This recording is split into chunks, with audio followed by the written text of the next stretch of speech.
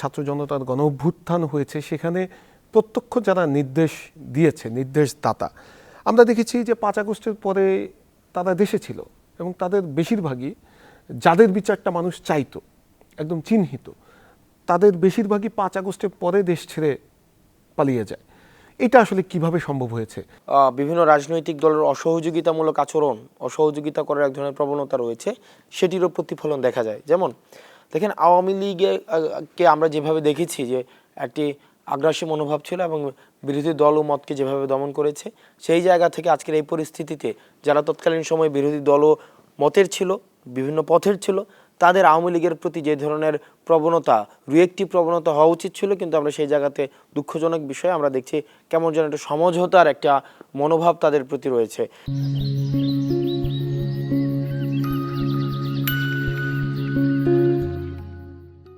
যেমন আমরা যখন দেখছি যে জুলাই গণঅভ্যুত্থানে যারা হত্যা, নির্যাতন, নিপীড়নের সাথে যারা জড়িত, তাদেরকে যখন কেউ গ্রেফতার করছে, ঠিক তখনই আমাদের যে বিপ্লবের যারা শক্তি ছিল, বিভিন্ন ফেসিবাদ বিরোধী যে রাজনৈতিক দলগুলো ছিল, তাদের পক্ষ থেকে ওই আওয়ামী লীগের তথাকথিত ব্যক্তির জন্য, তদবিরের জন্য চলে আসে। এবং আমরা দেখেছি যে দীর্ঘ সময় ধরে এখন বর্তমানে এই বিষয়গুলো দৃশ্যমান হচ্ছে।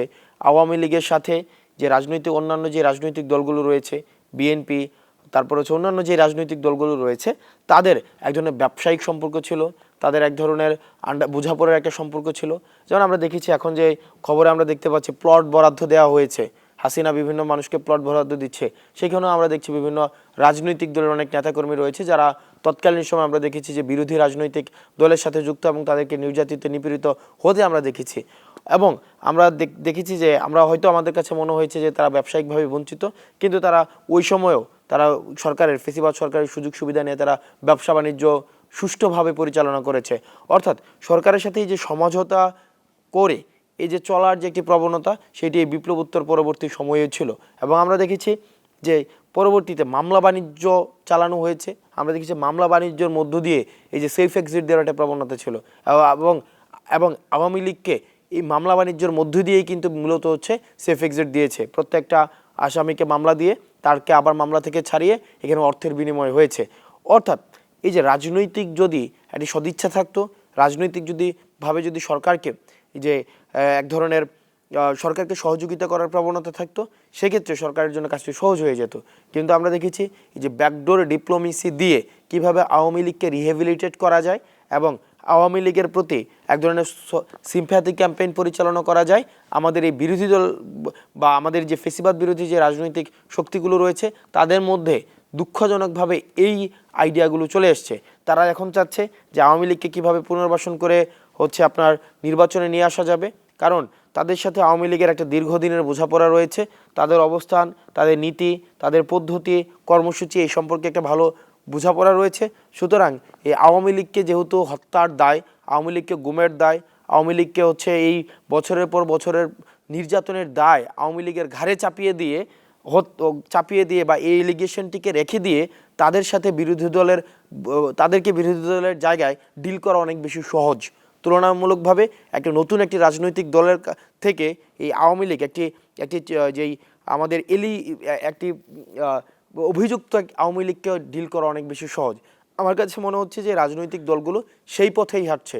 সেজন্য আমরা দেখতে পাচ্ছি যে বিএনপির অনেক বড় বড় নেতাকর্মী যারা ত্যাগ তিতিক্ষার এই 16 বছর আমরা দেখেছি ছিল, তাদেরকেও আমরা বলতে শুনি যে নির্বাচনে যদি আওয়ামী লীগ আসে তাহলে কোনো সমস্যা নেই। নির্বাচনে আওয়ামী লীগ আসার জন্য এক ধরনের বা আওয়ামী লীগকে নিয়ে আসার জন্য এক ধরনের আমরা প্রবণতা দেখতে পাচ্ছি, যেখানে এখন তাদের উচিত ছিল যে আওয়ামী লীগের বিচার নিয়ে কথা বলার জন্য। যতদিন না পর্যন্ত আওয়ামী লীগের সুবিচার নিশ্চিত হয়, আওয়ামী লীগ যাতে দীর্ঘদিন ধরে এই যা অপরাধ করেছে যতদিন না পর্যন্ত সেটি নিশ্চিত হয়, সুতরাং আওয়ামী লীগকে রিহ্যাবিলিটেট করার কোনো সুযোগ নেই, এই ধরনের বক্তব্য আসা উচিত ছিল তাদের কাছ থেকে। দুঃখজনক বিষয়, তাদের কাছ থেকে কেমন একটা কম্প্রোমাইজিং একটা বিষয় চলে আসছে।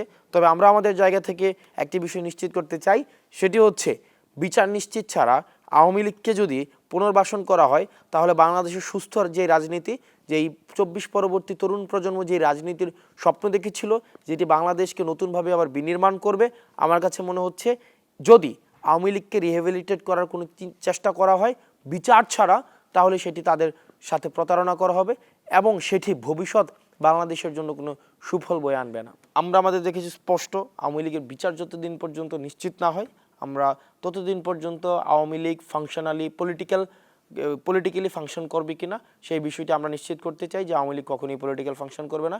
আগে আওয়ামী লীগের বিচার নিশ্চিত হবে, তারপর হচ্ছে আওয়ামী লীগের পলিটিক্যাল ফাংশন নিয়ে তখন সেটি নিয়ে আলোচনা হতে পারে।